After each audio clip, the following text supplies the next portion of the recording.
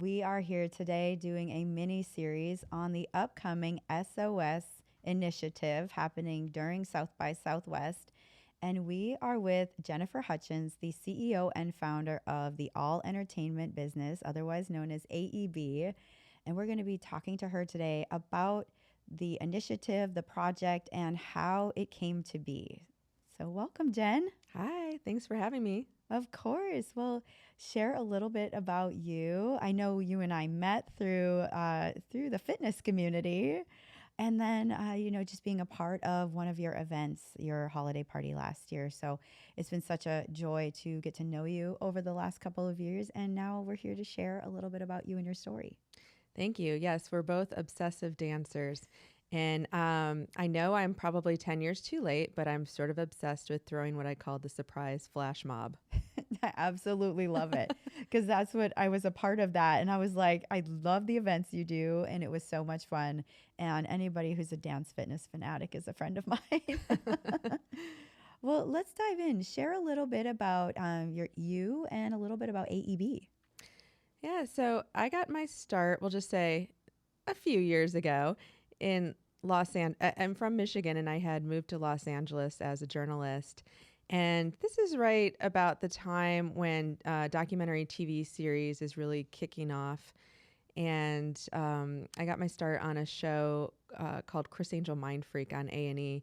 And little did I know when I hopped on this show that it would be one of the biggest TV series at its time on cable TV.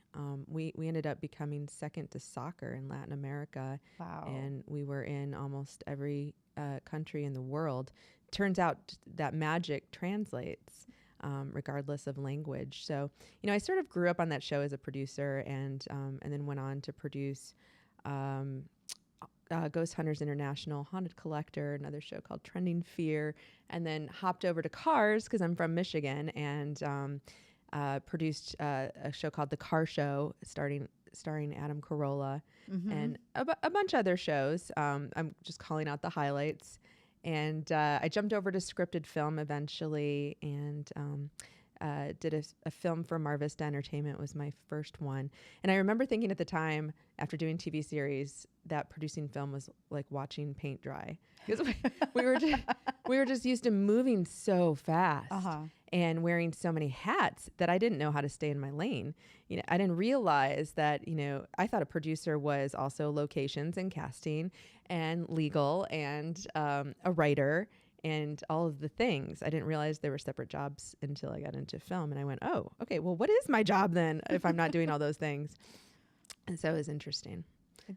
Yeah, that is powerful. And it's so interesting to hear too, like as even in the same industry, shifting gears has like your role changed even as a producer. And so you were producing films and you were in LA? Yeah, I was in LA and when I was pregnant with my daughter, I thought, okay, I've got to figure out a way to stay in town. I can't be traveling around the country and living in hotels. And so I ended up getting a job as a segment director for the Dr. Phil show and was there for the next year directing and writing. And eventually I got offered a TV series that was filming in Austin.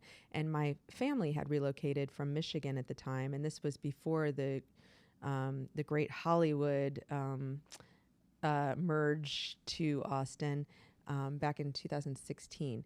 And I thought, you know what, I'm just going to try out Austin and see if I like it. My family's there. I have a daughter.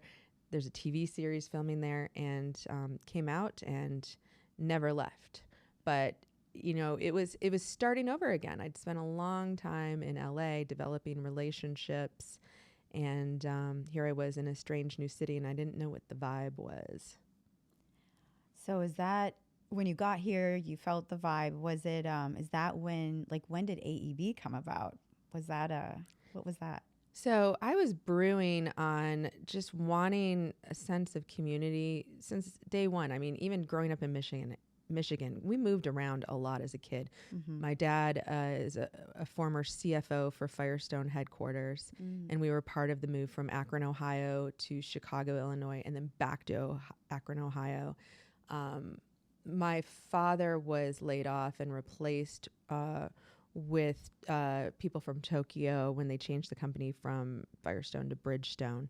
And at the time, I did not know what mental illness was. And my father ended up dying by death from suicide. But I thought it was just, he drank too much and, got sclerosis of the liver. So fast forward, I'm here in Austin, wanting a sense of community. I just spent many years, we'll say over a decade, traveling the country, producing these shows. It was the first day of producing ever that my father had passed away. Oh, and wow. and that was when I was on the Chris Angel Mind Freak show. It was the first day, like, I'm leading as the producer, and we're at the Magic Castle. And I stayed the week and produced, and then flew back to Michigan for the funeral. So if I'd been, living in Hollywood, a lot of people it feels like they try to climb on top of each other to get to the one job that's available, or the one casting opportunity. And at the time, if you're a female, you're a below 10%er, it's even harder. I mean, we were told at the time that shows hosted by women don't work. And we, there were certain things that we just adopted, like, as the rule of thumb, like that's what we're told and that's how things work. So and it was so hard to get information, like real usable information. It felt like the people that I found a lot of times were trying to sell information, and it was not usable. Or they were just trying to get something out of you. And, you saw everything you could imagine in Hollywood of just sort of scam artists or perverted people, and, the whole thing. So, as a girl in her 20s, it was hard. So, I worked 4 times harder than anybody else. When they would say, go home, I'd say, why are you still here? And I would help the person with whatever their job was. And, I climbed up the ladder pretty fast, because I would do the jobs that nobody wanted to do. And because I was just so happy to have my seat at the table. Yeah. And I just wanted to absorb and learn everything. And so I sort of got installed in me this gift of giving first. And whenever I needed help from somebody, my instant thing was, well, why would they help me? Maybe I can help them first. And when I wanted to be a producer at the very beginning, or I didn't even know I wanted to be a producer. I just knew I didn't want to be an actress. And I'd been doing that for a couple of years. I had met a producer and I said, will you teach me? And he said, well, or I said, will you hire me?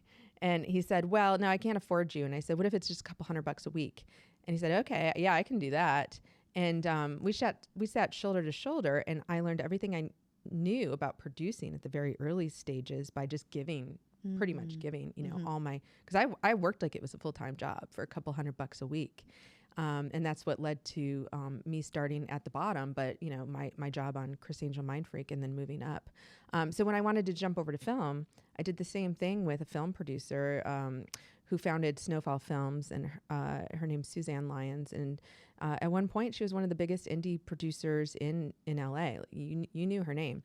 And I had contacted her and said, I'm not an intern. I'm a producer for TV shows, but I have no idea how to produce films. Can I help you out for free? I'm on hiatus.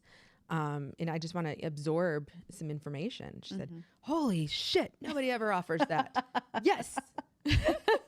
And by the way, she's the sweetest lady you'll ever meet from Canada. So when she starts swearing, it's extra special. Oh my God. Well, I grew up in North Dakota, so I bordered Canada. I know the accent very well.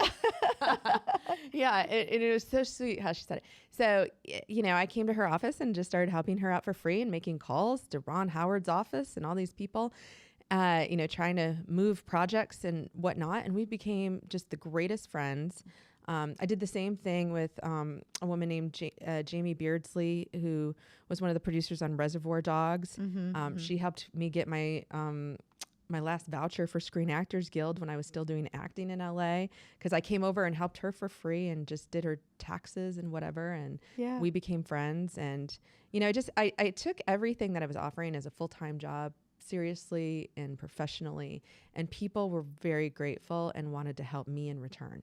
So when I started AEB, which stands for All Entertainment Business, it was to mirror really all the things that I had gone through and wanting to authentically help out the creative underdog, the person that is the Jen that is trying so hard to get their creative message into the world, and they're being tossed around, and you know, they don't know where to turn for real usable information. There's a lot of people that throw around the producer and director title that don't know what it actually means to do that job.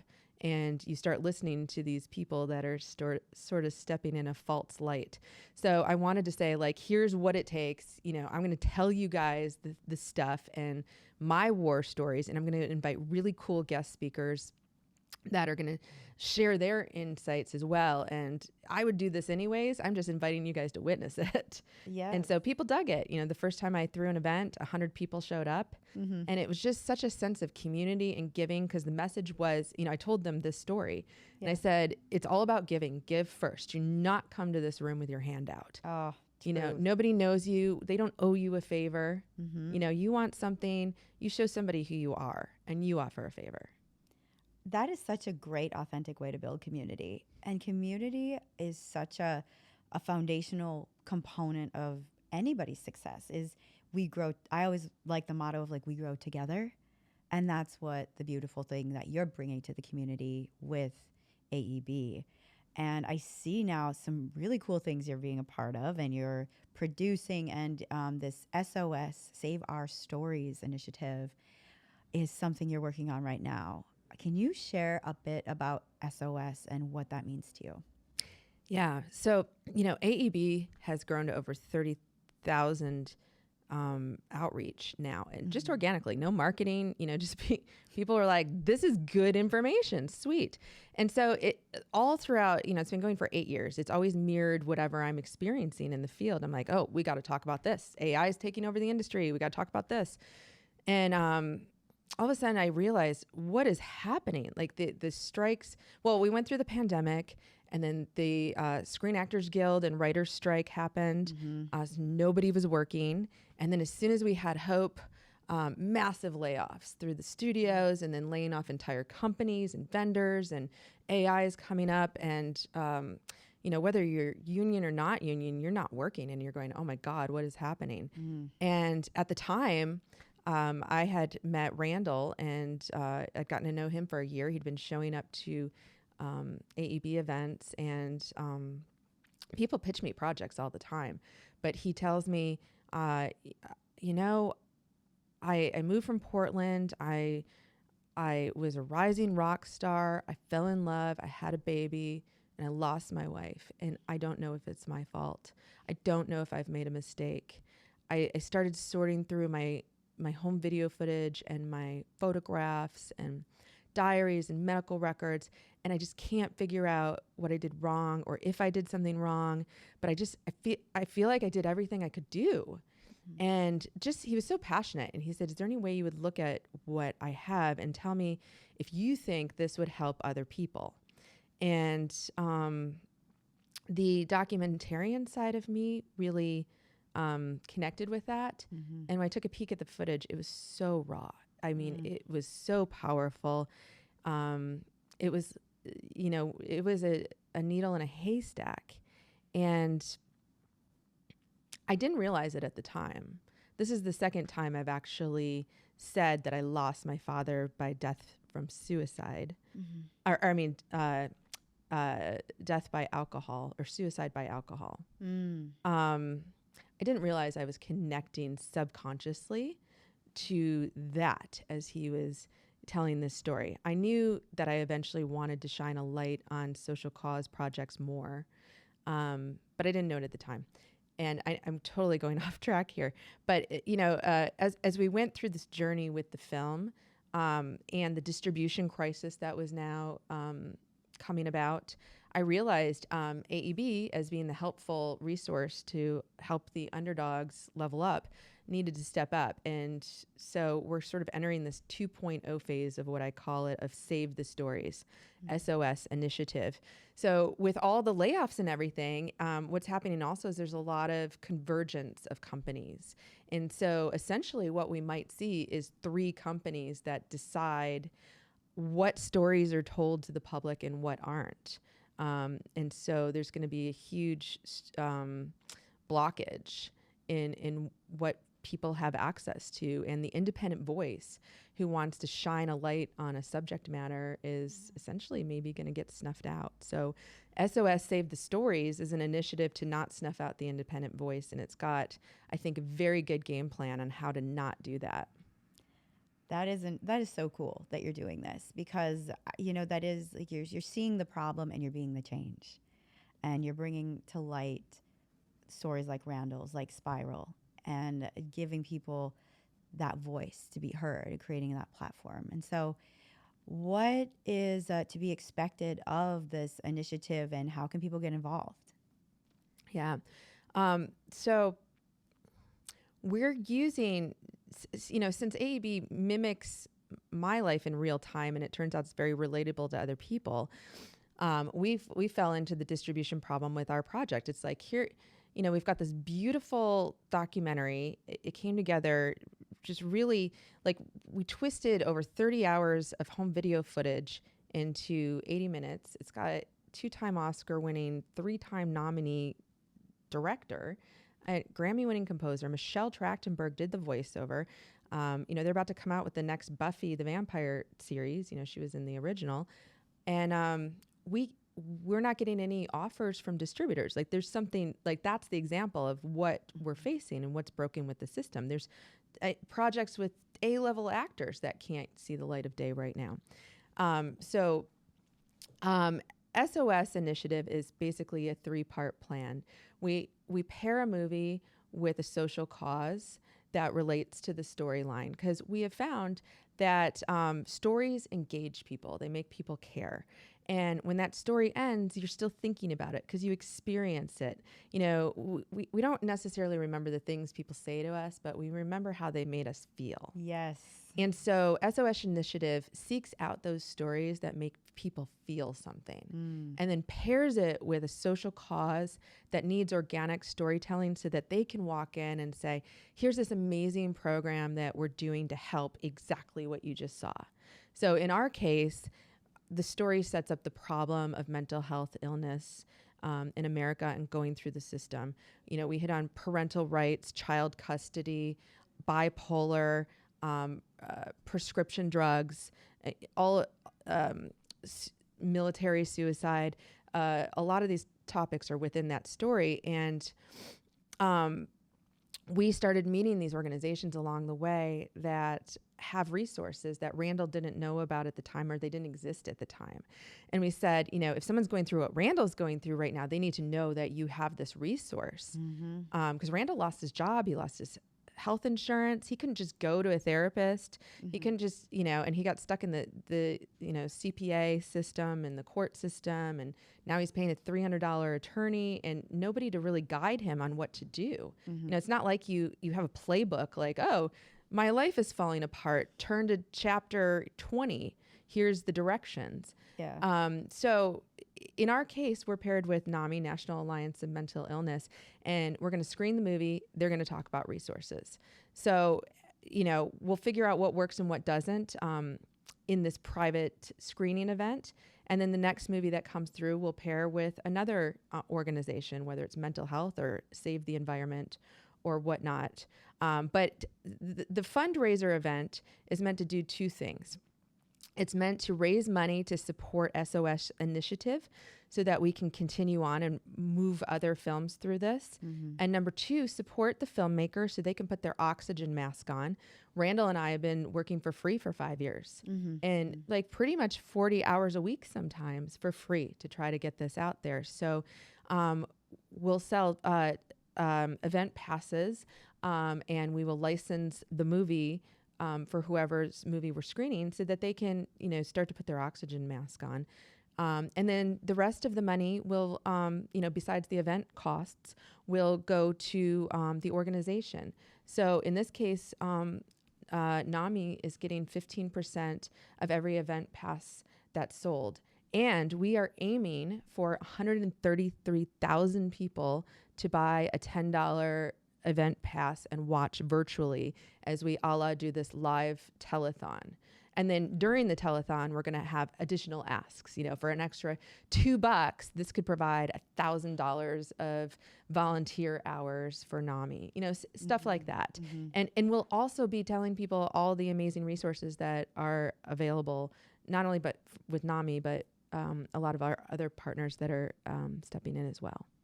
Wonderful. So you have this huge online community around the event. Is there a place people can see it in person? It's held in Austin and downtown. Can you share a little bit about where people can visit on location? Yeah.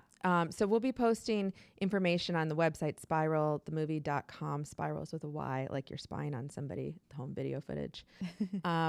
We'll be at Kingdom Nightclub in the middle of South by Southwest Film Festival, walkable on 7th Street, right by the heart of, the fun part of 6th Street, from 4:30 to 8:30 on March 12th.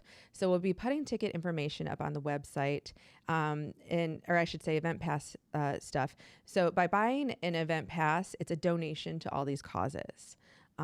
It's going towards something. So you're already supporting mental health awareness in so many ways. We also have new technology working with our partner Rewarded TV that is incentivizing audiences to share.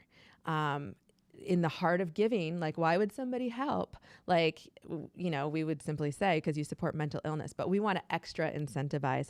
So anybody that shares will get 10% of the ticket sale.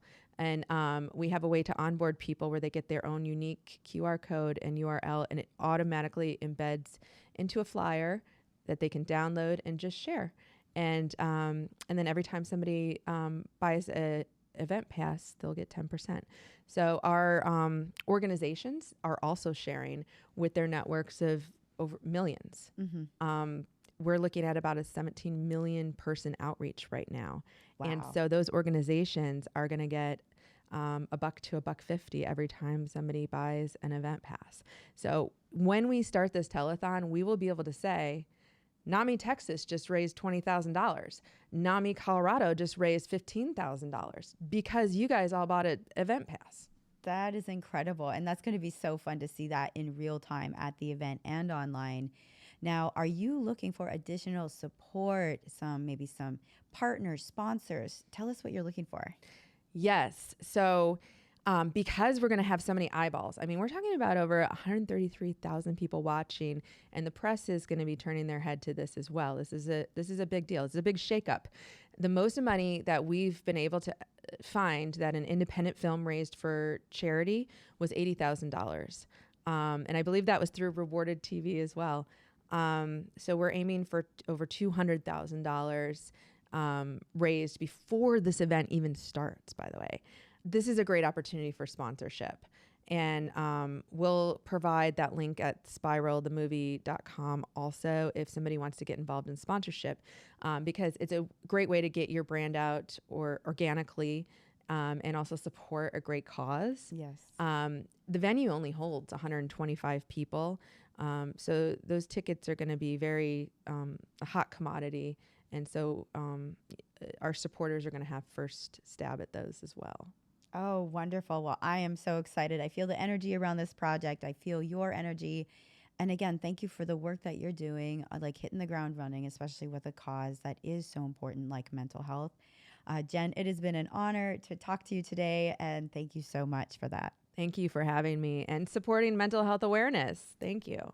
Of course. And again, grab those tickets at spyralthemovie.com, SPYRAL, and support such an incredible cause. If you're in Austin, definitely come on out to Kingdom Nightclub to support.